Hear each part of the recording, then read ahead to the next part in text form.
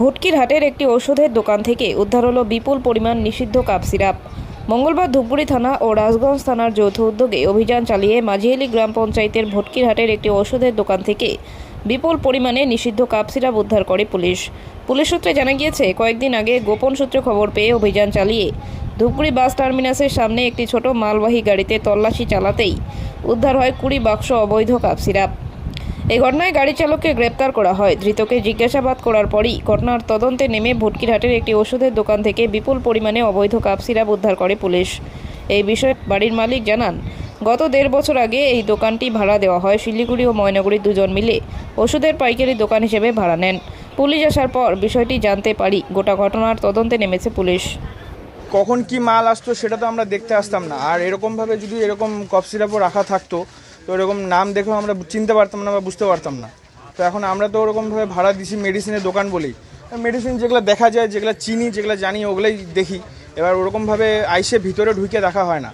তো এখন এগুলা রাখছে, এগুলো দেখলেও হয়তো আমরা বুঝতে পারতাম না যে এটা কী জিনিস, মানে আদৌ ভাড়া আমাদের এগ্রিমেন্ট হয়েছিল 30শে জানুয়ারি 2024।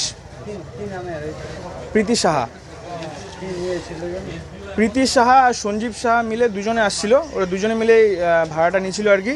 আর এগ্রিমেন্টটা আছে প্রীতি সাহার নামে। আর সঞ্জীব সাহা হচ্ছে ওনার বয়ফ্রেন্ড বলেই আমাদেরকে বলছিল আর কি। বাড়ি সঞ্জীব সাহার বাড়ি হচ্ছে শিলিগুড়িতে, বলছিল হায়দারপাড়া। আর প্রীতি সাহার ওর বাড়ি ময়নাগুড়িতে বাজারে। গতকাল রাত্রে 2:30-3টার দিকে এসে পুলিশ এমনি নর্মালি লাইট মারছিল। তো আমাদেরকে, আমি বাইরে বেরোলাম, বললো যে উত্তম সাহাকে। আমি বললাম বাবা, বললো দোকানটা কার? আমি বললাম রেন্টে দেওয়া আছে।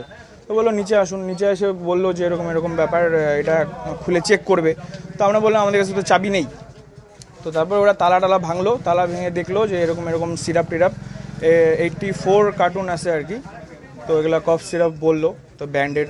তো হ্যাঁ, অবৈধ কাপ সিরাপ এটাই বললো আর কি। তো আমরা তো সেসব কিছু জানি না, জানলেও হয়তো বুঝতে পারতাম না এটা অবৈধ না বৈধ। তো এখন যা আছে এখন দেখুক, এখন স্যার পুলিশ যা করবে বলতে পারবো না। স্যারেরা তো বললো যে শনিবার রাতে 2টার দিকে। এবার 2টার দিকে যদি মাল ঢুকে তো আমাদের সেটা জানা অসম্ভব। না, কোনোদিনও আমাদের চোখে পড়েনি। মানে আমাদের চোখে কোনোদিনও পড়েনি। মাল ঢুকতো 9টা, 9:30, 10টা, 8টা, 8:30। আমার দোকান আছে রাস্তার মোড়ে, আমি দেখতাম গাড়ি আসতো যখন VRL লজিস্টিক্স LTD। তো ওই গাড়ি দেখতাম 9:30, 10টার দিকে আসতো, কিন্তু এত রাতে কোনোদিনও আমাদের চোখে পড়েনি। আর হয়তো আসছিলেও, হয়তো জানি না, আমরা হয়তো ঘুমায় থাকি, এটাই আর কি। রাজা সাহা আমাদেরই দোকান, আমার বাবার নামে আছে আর কি, উত্তম সাহা।